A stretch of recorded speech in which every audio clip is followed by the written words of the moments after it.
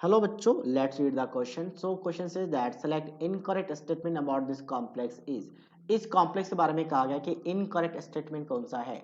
सबसे पहले कॉम्प्लेक्स की बात करें तो ये आपके पास आयनेशन आइसोमर शो कर सकता है, और सॉरी कोऑर्डिनेशन आइसोमर शो कर सकता है जो पहला ऑप्शन में, मतलब ये वाला तो करेक्ट है, ये आपका ट्रू है, ये इनकरेक्ट नहीं है।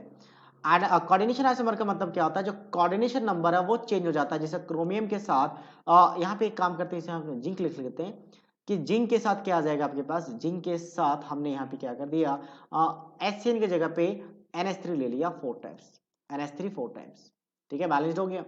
अब क्रोमियम के साथ एक NH3 अभी भी बचा हुआ है, एक NH3, क्योंकि कोऑर्डिनेशन नंबर चेंज नहीं होना चाहिए, 4 है तो 4 ही रहेगा। एक NH3 बचा हुआ है, एक NO2 बचा हुआ है, और साथ साथ में क्या आ जाएगा HCN, तो HCN 4 टाइम्स। तो अगर मैं यहाँ की बात करूं तो यहाँ पे क्या हुआ, इस जिंक में पहला कोऑर्डिनेशन लिगेंड क्या था, HCN था, अब यहाँ पे क्या हो चुका है आपका NH3 और ये आ चुका है। तो कोऑर्डिनेशन स्पेयर में लिगेंड चेंज हो रहा है, इसलिए हम इसे कहते हैं कोऑर्डिनेशन आइसोमर। तो ये ट्रू है, शो कर सकता है। अच्छा, it will show optical isomer. तो ऑप्टिकल आइसोमर के लिए क्या होना चाहिए, प्लेन ऑफ सिमेट्री नहीं होना चाहिए, या प्लेन ऑफ सिमेट्री नहीं होना चाहिए। यहाँ पे दिख रहा है कि 4 लिगेंड सेम है, तो इसको कैसे भी मैं अरेंज कर लूं, अगर मान लो ये स्क्वायर प्लेनर भी शो कर रहा है, अरेंज चाहे कैसे भी कर लो, ए और ए, तो प्लेन ऑफ सिमेट्री बन जाएगा। और यहाँ पे 5 लेकिन एक जैसा, एक ही डिफरेंट है, तो मतलब मैं कैसा भी अरेंजमेंट बनाऊं ऑक्टाडल में, क्योंकि कोऑर्डिनेशन नंबर यहाँ पे 6 बन जाएगा, 5 और 1 6, तो इस केस में ऑक्टाडल कॉम्प्लेक्स होगा। और ऑक्टाडल कॉम्प्लेक्स में चाहे आप कोई भी कॉम्बिनेशन बना के देख लो, आप यहाँ पे मान लो ये ए है, ये वाला, और बाकी सारे बी हैं, तो बी को आप जब रखोगे तो प्लेन ऑफ सिमेट्री श्योर मुझे दिख रहा है दोनों में, मतलब पहले वाले कॉम्प्लेक्स में भी, सेकंड वाले कॉम्प्लेक्स में भी प्लेन ऑफ सिमेट्री था, इसमें भी प्लेन ऑफ सिमेट्री है, और प्लेन ऑफ सिमेट्री हो तो ऑप्टिकल आइसोमर शो नहीं करेगा, तो ये वाला फॉल्स है, तो ये आंसर हो जाएगा। नेक्स्ट क्या है, linkage isomer.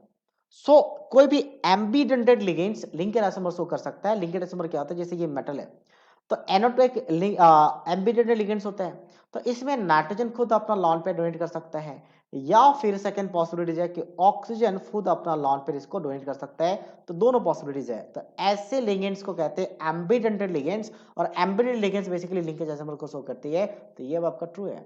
Next IPC name की बात करते हैं तो क्या हो जाएगा, पेंटाएमीन, यहाँ पे पेंटाएमीन है, सही है।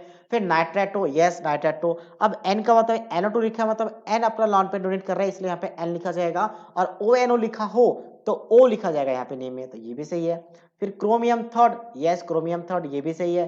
फिर टेट्रा थायोसाइनेटो, तो टेट्रा थायो 4 है तो टेट्रा आएगा, थायोसाइनेटो है। और फिर आपके पास S मतलब, अच्छा ये भी एम्बेडेड लिगेंड्स है, ये भी एम्बेडेड का मतलब S भी अपना लॉन पेयर डोनेट कर सकता है, या फिर आपका यहाँ पे नाइट्रोजन भी लॉन पेयर को डोनेट कर सकता है, और इसीलिए यहाँ पे क्या कहा जाता है आपके पास, S लिखा जाता है। और उसके बाद जिंकेट, जो एनाइन होता है, जो आपके पास कॉम्प्लेक्स में लेफ्ट में कैटायन होता है, राइट में एनाइन होता है, और एनाइन के नेम में AT ऐड किया जाता है, तो वो भी सही है, तो मेरा स्टेटमेंट एग्जैक्टली ट्रू है।